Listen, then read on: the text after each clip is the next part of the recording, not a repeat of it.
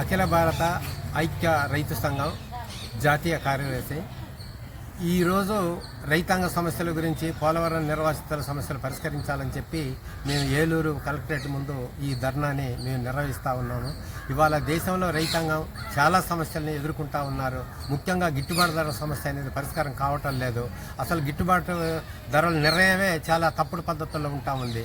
మేము కోరేది ఏంటంటే ఈ ఖర్చుల ప్రాతిపదికన ఈ ధరల నిర్ణయం జరగాలి. స్వామినాథన్ సిఫార్సులు కూడా ఆ విధంగానే ఉన్నాయి. కానీ మోడీ ప్రభుత్వం ఆ విధంగా చేయటం లేదు, కొనుగోలు చేయటం లేదు. అందుకని వాళ్ళకి ఆదాయాలు రావటం లేదు, అప్పుల పాలవుతున్నారు, ఆత్మహత్యలు చేసుకుంటున్నారు. ఇది బాధాకరమైన విషయం.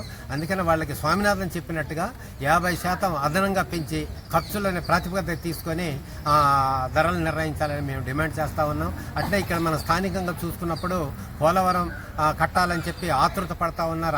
ఆరట పడుతుంది ప్రభుత్వం, మంచి విషయమే. కానీ అంతకంటే ముఖ్యమైనటువంటిది ఏంటంటే ఈ నిర్వాసితుల సమస్యలు అనేవి చాలా ముఖ్యమైనటువంటివి. వాళ్ళకి సరైనటువంటి ప్యాకేజీ ఇవ్వలేదు, అందరికీ ఇవ్వలేదు, ఇస్తామనే గ్యారంటీ కూడా ఇవ్వటం లేదు. 18 సంవత్సరాలు నిండిన ప్రతి ఒక్కళ్ళకి మేము నష్టపరిహారం ఇవ్వాలంటున్నాం. వాళ్ళ ప్రాతిపదిక తీసుకోవటం లేదు, వాళ్ళని నిర్లక్ష్యం చేస్తామని. ఇది సరైనటువంటి కాదు. అది ఒకటి జరగాల్సిన అవసరం ఉంది. కాలనీల్లో కూడా, నిర్వాసిత కాలనీల్లో కూడా సమస్యలు చాలా ఉన్నాయి.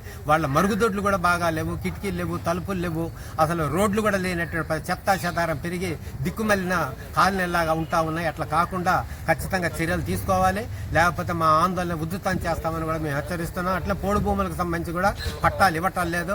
అటవీ అధికారుల దాడులు పెరుగుతూ ఉన్నాయి, కేసులు పెరుగుతూ ఉన్నాయి, బెదిరిస్తూ ఉన్నారు. అది కూడా పూర్తి చేయాలని చెప్పి పట్టాలు ఇవ్వాలి. చట్టమే ఉంది, చట్టాన్ని ఉల్లంఘించకూడదని చెప్పి ఈ ప్రభుత్వాన్ని మేము విజ్ఞప్తి చేస్తున్నాం. లేకపోతే మాత్రం ఆదివాసీలు ఎదురు తిరుగుతారు, ప్రశ్నిస్తారని కూడా మేము హెచ్చరిస్తాం.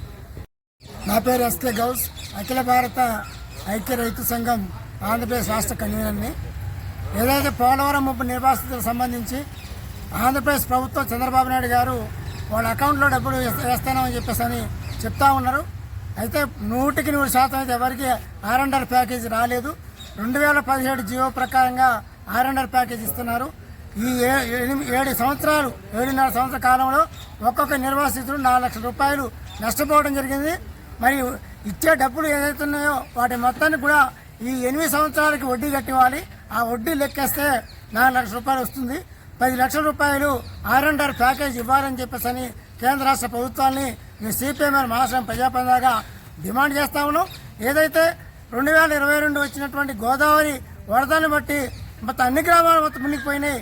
ఇలేర్పాడు, కుకునూరు, విఆర్పురం, కోనవరం, చింతూరు, అదే ఎటపాక, అన్ని 100 గ్రామాలు మొత్తం మునిగిపోయినాయి. ముంపు మొత్తం ఉంది కాబట్టి మండలాన్ని యూనిట్గా తీసుకొని వీళ్ళందరూ కూడా ప్యాకేజీ ఇవ్వాలని చెప్పేసి 10 లక్షల రూపాయలు ఇవ్వాలని చెప్పేసి కేంద్ర రాష్ట్ర ప్రభుత్వాన్ని డిమాండ్ చేస్తా ఉన్నాం.